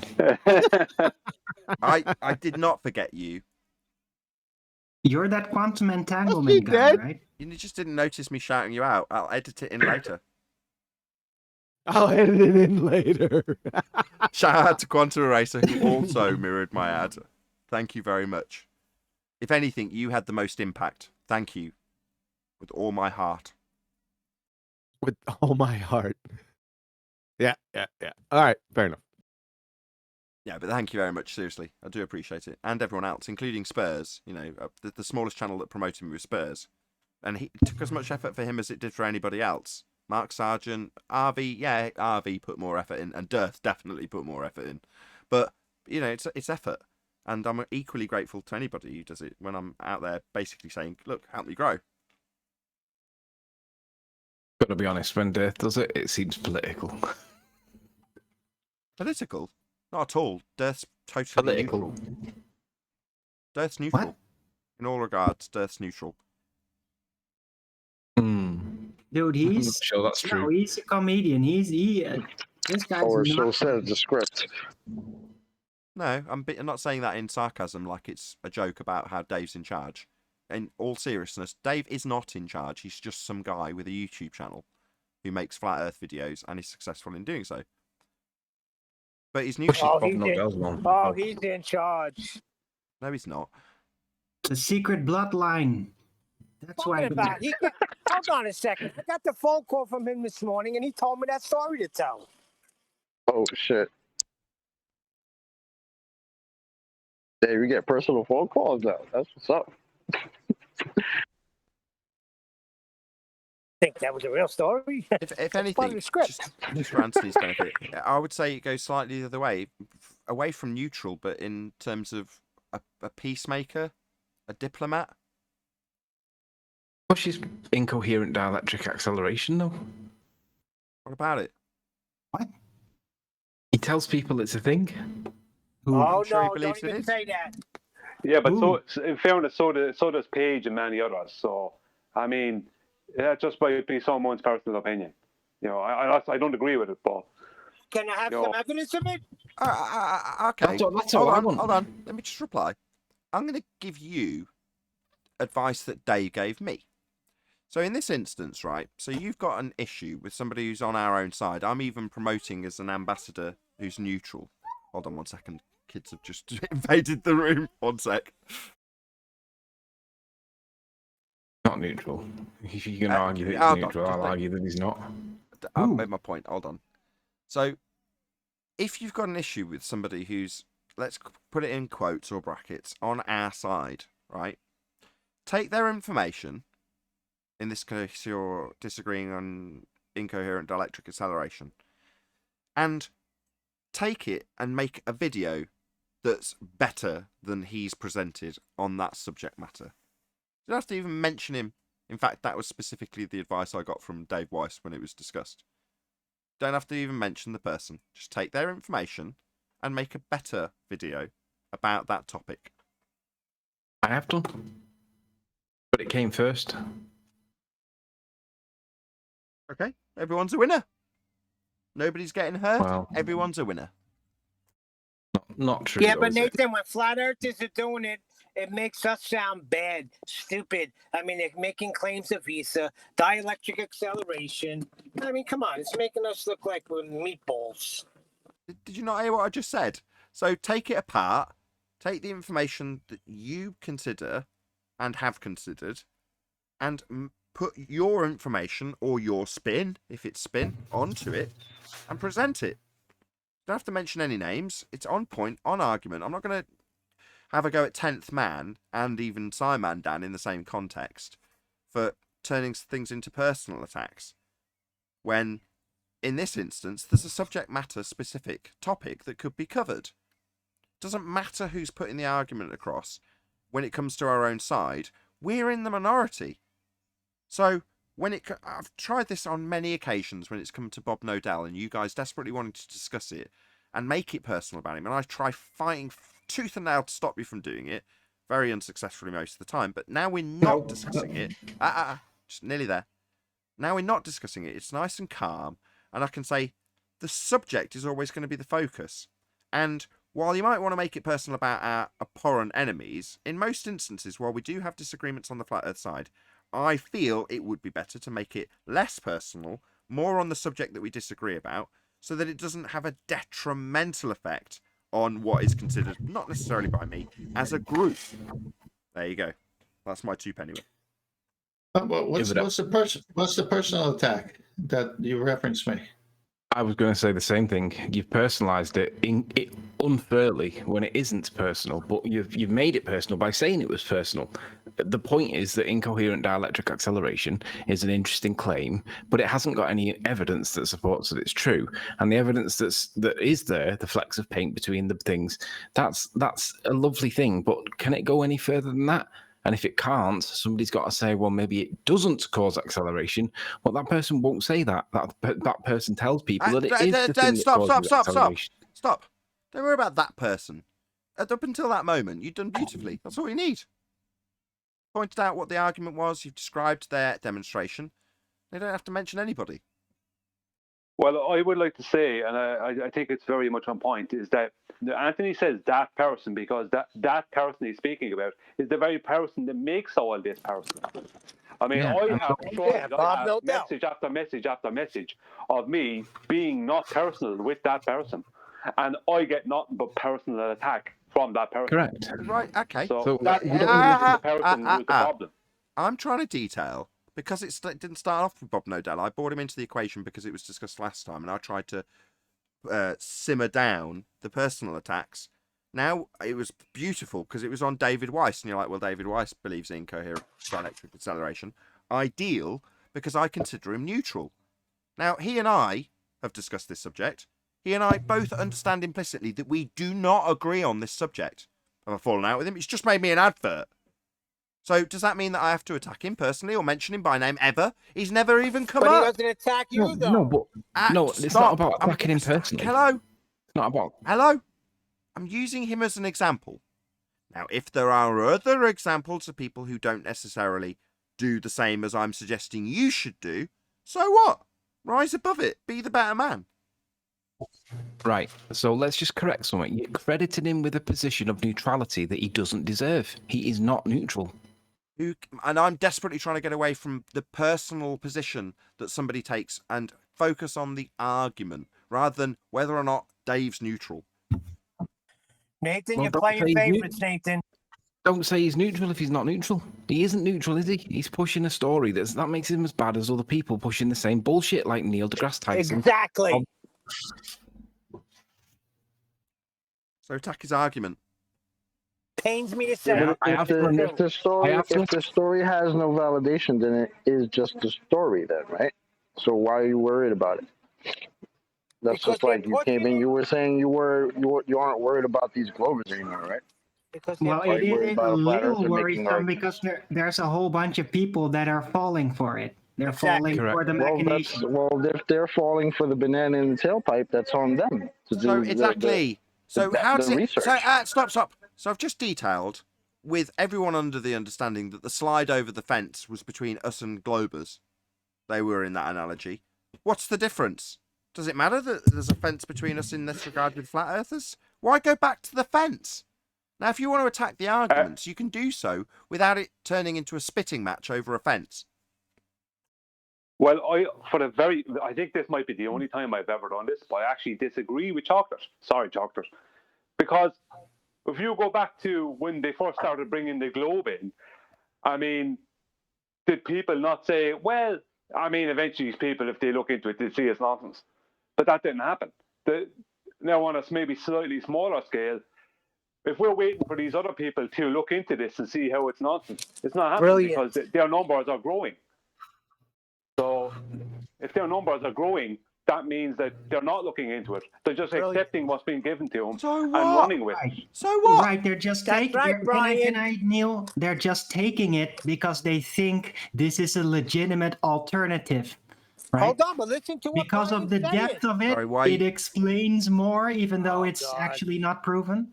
Why are you super concerned with the they when if they're going to be categorized on our side in that regard? So they're not the they in the royal sense, the globe head they, are they? They're us in that regard. Oh no, but suddenly it's us and them because let's separate us out, personalize every single attack on an argument that could be totally separate from individuals who might or might not punt it. But every single time it gets discussed, it moves on to the societal. Oh, right, well, they are going to believe it more and more. The numbers that believe that particular story are growing. Are you amongst them? If not, why'd you care? Nope. Just because they're gay doesn't Hold mean on, they're but did separate. you I hear call what you Brian guys they all Jesus, the time. Neil and Arwen, Oh my God. one or other of you, don't just mutter through each other and carry on. I would like to try and Not say muttering. I want word. Neil to say. Neil, you say your Stop kneeling. Come on now, listen to what Brian's saying. I said this before. They said the same thing when the globe was coming forth, right? Now look at us. So don't say nothing with this dielectric acceleration and ether, and watch where we're going to be 30 years from now, floating around in some fairy tale. That's right. Exactly, Neil. Who And there is? is a day. Who? Not me. Yeah, that's like, Can I be specific? Can I be specific? Yeah. Who is they in this case? It's the people can't that say woke because up that. Can I finish, man? It's the people that woke up that the globe was a lie, then had all kinds of problems with it, needed an alternative, and went for the bullshit alternative and got stuck once again on the other side of the globe. That's who are they. right. Like to bring a historical event. Nathan went on Globebusters and said what? And what happened after that? So this is exactly what Brian, Neil, and Sleeping Warrior, Arwen, and I are saying. You have to address truth to any lie, have a good debate on it. No one's making anything personal on my side, at least, because if I'm just addressing a behavior or their comment, that's not personal. I'm just bringing up, hey, this is what the guy said. Sounded stupid to me. I'm not attacking him personally if I say that, because it did sound stupid to me. So there's a difference between attacking someone because you don't have an argument for his argument and just saying, hey, your argument doesn't make any sense. Sounds stupid. But you can make me look stupid by answering me. But they don't. Stop being so triggered. Yeah, calm down, Ken. Did I sound triggered? That's hilarious. Did I sound triggered? Yes. No, not you, John. He's the most trigger happy of us all. Any last words, John? You got 24 hours. With that, I will say a huge, massive, enormous thank you to both Discord and G Plus panels for making today's after show possible. Of course, a massive thank you to all of you in either Nathan Oakley 1980 or Nathan Oakley Premiering Streams for hopefully smashing the super chat, liking, commenting, sharing, subscribing, and all that good stuff. Also, below this video, you can get £50 for swapping your UK electricity supplier to Octopus Energy. I've been Nathan Oakley, and I'll see you all in the next video.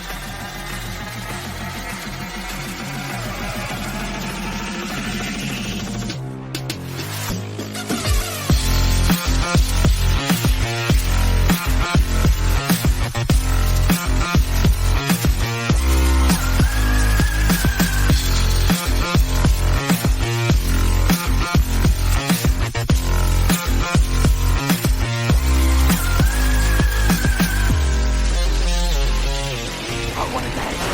What a lovely day!